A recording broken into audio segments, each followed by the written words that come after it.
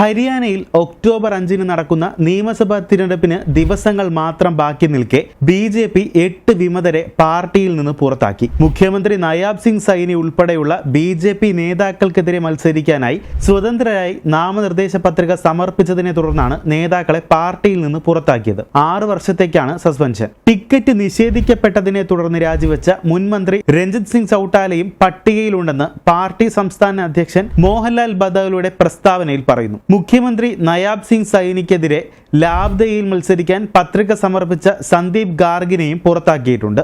അസാന്ത് സീറ്റിൽ നിന്ന് മത്സരിക്കുന്ന സെയിൽറാം ശർമ്മ, സഫിദോയിൽ നിന്ന് മുൻ മന്ത്രി ബച്ചൻ സിംഗ് ആര്യ, മൊഹബയിൽ നിന്ന് രാധ അഹ്ലാവത്ത്, ഗുഡ്ഗാവിൽ നിന്ന് നവീൻ ഗോയൽ, ഹദിനിയിൽ നിന്ന് കെഹാർ സിംഗ് റാവത്ത്, മുൻ MLA ദേവേന്ദ്ര കദ്യാൾ എന്നിവരാണ് പുറത്താക്കപ്പെട്ട മറ്റുള്ളവർ. സ്വതന്ത്ര MLA ആയി മത്സരിച്ച റാനിയിലെ ടിക്കറ്റ് നിഷേധിച്ചതിനെ തുടർന്നാണ് രഞ്ജിത് ചൌട്ടാല പാർട്ടി വിടാൻ തീരുമാനിച്ചത്. ലോക്സഭാ ഇലക്ഷന് മുന്നോടിയായി BJPയിൽ ചേരുന്നതിന് മുമ്പ് നിയമസഭയിൽ നിന്ന് ഇറങ്ങിപ്പോയ അദ്ദേഹം ഫിസാറിൽ നിന്ന് മത്സരിച്ചെങ്കിലും പരാജയപ്പെട്ടു.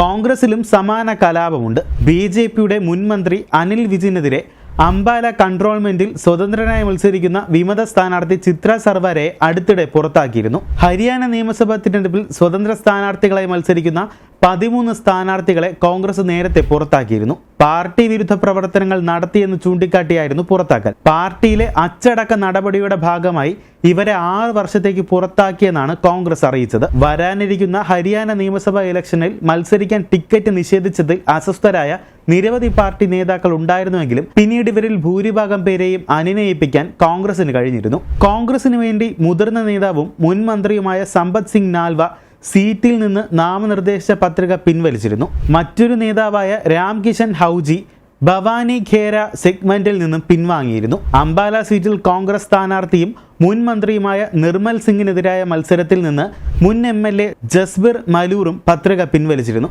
അതേസമയം കോൺഗ്രസ് വിമതയായ നിർമ്മൽ സിംഗിന്റെ മകൾ ചിത്ര സർവാര അംബാല ഖാൻ സീറ്റിൽ മത്സരിക്കുന്നുണ്ട്.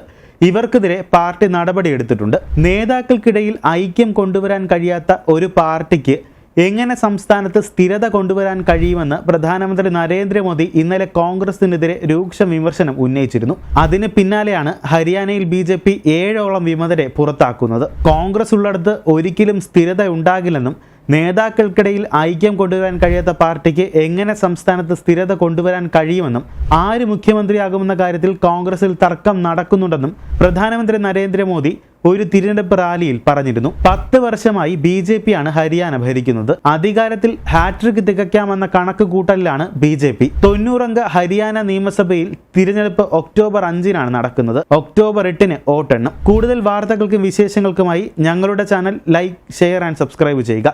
ഞങ്ങളുടെ വീഡിയോകൾ ഉടനടി ലഭ്യമാകാൻ സബ്സ്ക്രൈബ് ബട്ടണിലെ ഓൾ ഐക്കൺ ഇനാബിൾ ചെയ്യുക.